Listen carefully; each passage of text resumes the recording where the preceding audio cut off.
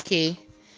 Um, as an experienced actor, and a seasoned producer. Okay, let me try to see how I can give an advice that can save lives. So, first of all, you need to make sure that your script is tight enough. Very, very tight, because at the end of the day, the script, a loose script will just get you something very useless at the end of the day. You need to tight your script, and we need to go back to those days where we used to have script conferences. After your script is written, you need to put in together some people who you know that have done good movies. When you talk about producers, directors, or what have you, have a conference, even just one day, a few hours. Let them go through the script, read the script, and make an input. Then you can readjust and edit. Okay, so that's number one. Then number two, to get a very good script. After getting a good script, you need a very good director. Because at the end of the day, if you have a useless director, then that script, no matter how tight it is, you won't get a good job. Because there are some directors that like to show themselves on location. Even when an actor is telling them, this, I think we should do it like this, because they feel that they are the boss in that location, they want to show their bossy attitude. Even when an actor is telling you what you know will be good, you tell the actor, no, it has to be your own way or nothing. Then even when the producer is telling you, let's do it like this, you still won't listen. There are some directors like that. And so you need to get a director that listens, the director that listens to everybody. Even if you're not going to do it, just listen first. You might, at the end of the day, because you listen, even see the reason why you should do it the way the actor is suggesting, or the way whoever is suggesting on set. That is number two. Then number three is to make sure you go through your locations yourself as a producer. Don't just listen to a location manager. The house big, the house fine.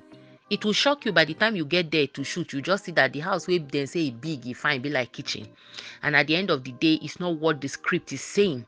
And so if you shoot there because you don't have a choice, because you desperately need to shoot because your actors are already on set, you're just going to be killing that movie. It depends on what the story is saying. Now, if you want to shoot in a village, you must look for a village. If your script say you need to do this or do that, try to use what is in that script, because when the writer was writing, the writer had a vision.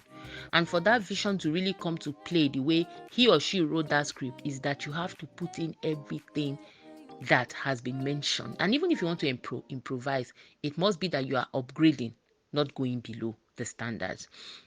So that's number three. Then number four is to make sure that, because of the situation of hold up in Nigeria and the unsafe on the safetyness of your actors, your crew members and all of that, you make sure you camp.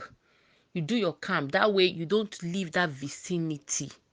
You understand? That saves you a lot of money, saves you a lot of problem. They no go say person they come out, he go get accident or something like that, or somebody they go then go kidnap him. Things like that. You as a producer, it's your job to think about all these things.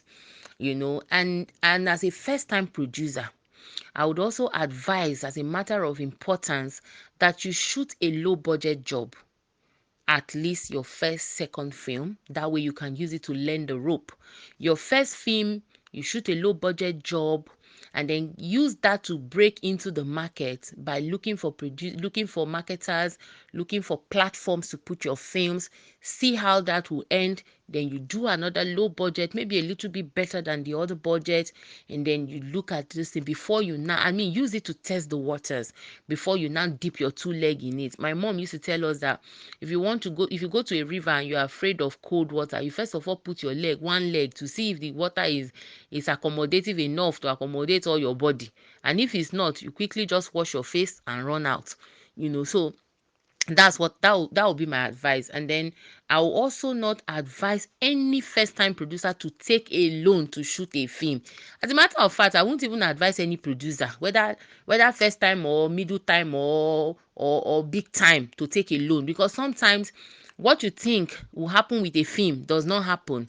No matter how you calculate, these things are spiritual and very, very dicey. I've seen people lose houses, their house, lose so many things